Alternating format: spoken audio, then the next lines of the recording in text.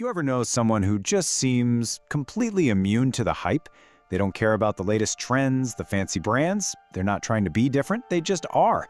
Well, today we're going to dive into the psychology behind that, this status-free mind. We're going to figure out why that powerful pull of social status just doesn't seem to hook everyone. I mean, think about it. Our world is just saturated with signals of success, right? From designer logos to those picture-perfect vacation spots. It feels like we're all on this treadmill, constantly pushed to keep up, to get more, to prove we're worthy.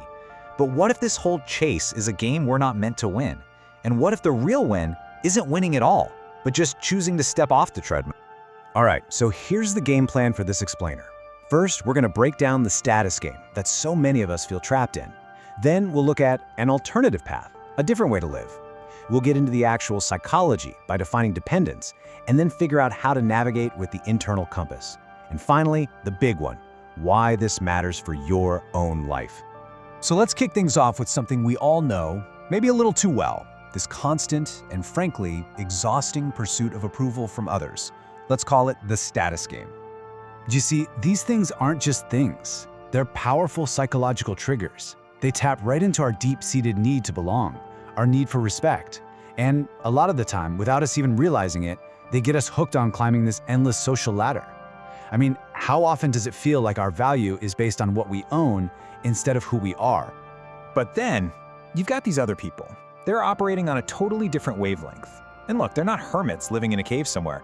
They're just playing a different game entirely, one where the points are scored internally, not by getting applause from the crowd. This quote just nails it, doesn't it? It perfectly captures what that other path is all about. For people on this path, their sense of self isn't up for debate. It's not for sale, and it is definitely not for show. It's built from the inside out, based on a code that they themselves have decided to live by. Okay, so what's actually going on in their heads? What's the science here? To really get it, we need a bit of a framework. So let's define the key psychological idea at play, which all comes down to one word: dependence. And that key term is social identity dependence. Now don't let the fancy name throw you. Just think of it like a slider, a spectrum. On one end, you've got high dependence. That's where your self-worth is totally tangled up in what your group thinks of you. Kind of like a ship that needs an anchor in every single port. And on the other hand, low dependence. That's where you generate your own self-worth, like a ship that has its own built-in compass. And when you put these two side by side, the difference is it's night and day. Someone with high dependence, they get that buzz from the fancy job title, the exclusive club membership, the social approval. All the validation comes from the outside. But for someone with low dependence, that feeling comes from somewhere totally different. It's that quiet pride you get when you finally nail that difficult skill, you know?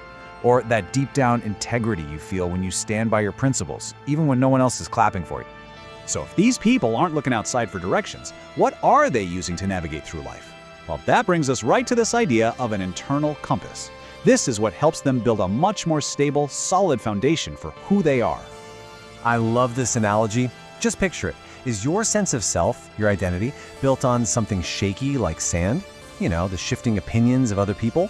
One bad comment, one new trend, and the whole structure feels like it's going to collapse.